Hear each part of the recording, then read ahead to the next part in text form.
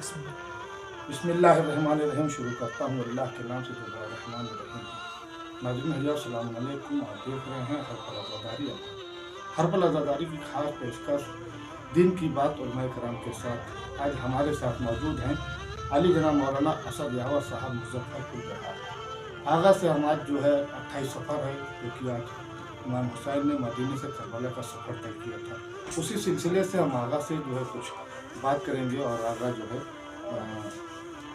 हमारे नाज़रीन को बात बताएंगे। तो आगा का हमारा जो पहला सवाल है वो ये है कि इमाम हुसैन अलैहिस्सलाम ने अपने पूरे कुनबे को अपने साथ क्यों लिया? बिस्मिल्लाहिर्रहमानिर्रहीम। सबसे पहले जनाब आपका शुक्रिया कि आपने अपने इस चैनल के लिए दावत दी। आज की इस मुक़द्दस तारीख़ 28 रजब, ये इमाम हुसैन अलैहिस्सलाम, सबसे पहली बात तो ये है कि अल्लाह ने एक कानून भेजा जिस कानून का नाम है इस्लाम। वो आखिरी रसूल हज़रत मोहम्मद मुस्तफ़ा सल्लल्लाहु अलैहि वसल्लम लेकर आए। उनके नवासे थे इमाम हुसैन, जिनके लिए ख़ुद रसूलुल्लाह ने फरमाया है ये जन्नत के जवानों के सरदार हैं। इमाम हुसैन दीन के हादी थे, दीन के रहबर थे, अनासिर मुबाहला थे, सदाकत रसूल के ज़ामिन थे, वारिस कुरान थे, खलीफा रसूल थे और इमाम वक्त थे। और फिर इल्म के एतबार से खालिक नहजुल बलागा के बेटे, फातिमा ज़हरा के लाल, अली के जुगर गोशा। तो इतनी फजीलत थी इमाम हुसैन की। इमाम हुसैन ने देखा कि बनी उमैया ने दीन के साथ वो खिलवाड़ किया है कि नमाज की तौहीन हो रही है, अहकाम शरा की तौहीन हो रही है और लोग जालिम यजीद की वाहवाही कर रहे हैं।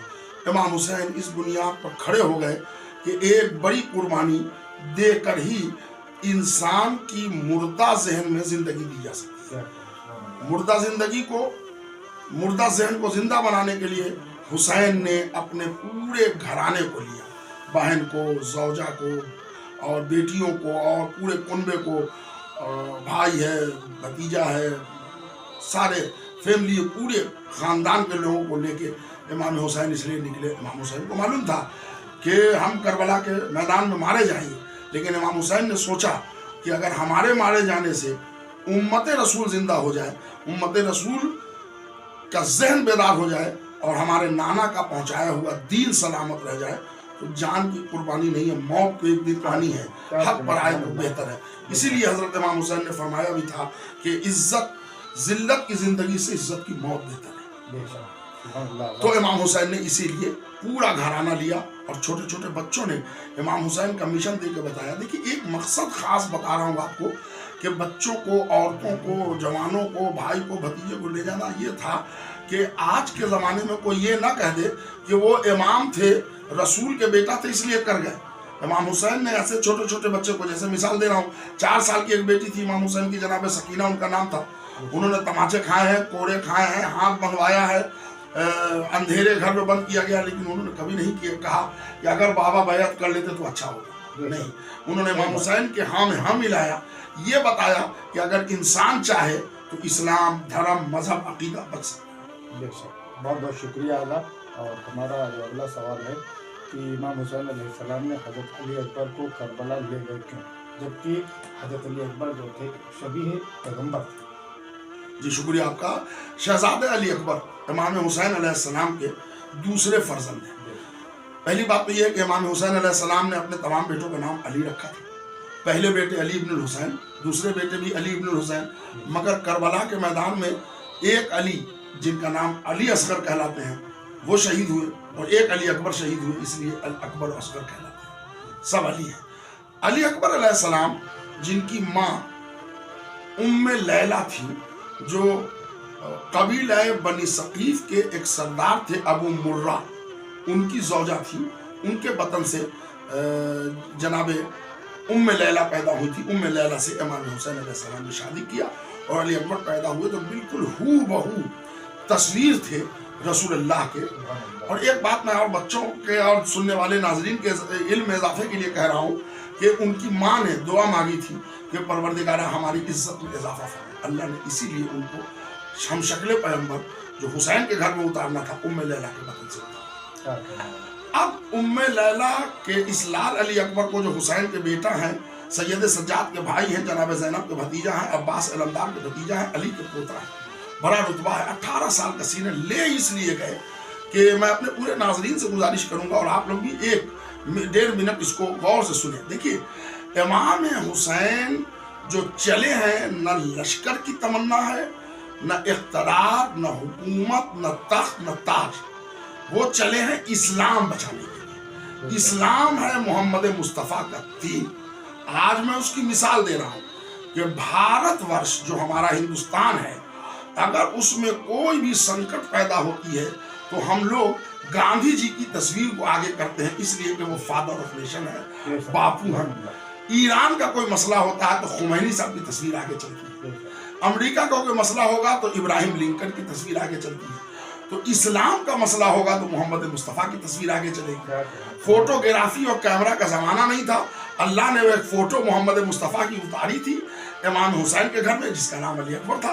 لہٰذا امام حسین علی اکبر کو لے کے گئے اور بتایا کہ جس کی فوٹو ہے اس کی تحریک ہے، جس کا پکچر ہے اس کا ایجیٹیشن ہے. یہی نہیں، امام حسین نے عاشور کی صبح میں علی اکبر سے اذان بھی دلوایا تاکہ زمانہ سمجھ لے محمد کی آواز کا وارث بھی میں ہوں، محمد کی شکل کا بھی وارث ہوں، اور تم جن کا کلمہ پڑھتے ہو وہ سمجھ لو محمد کی شبیہ ادھر ہے، محمد کی آواز. کیا کہنا ہے؟ سبحان اللہ سبحان اللہ. اللہ ایک سوال ذہن میں آ رہا ہے کہ حضرت علی اکبر کو امام حسین لے گئے لیکن وہیں پر اپنی بیمار بیٹی سغرا کو ان کو نہیں لے گئے، جو کہ وہ شبیہ تھی حضرت فاطمہ زہرا کی.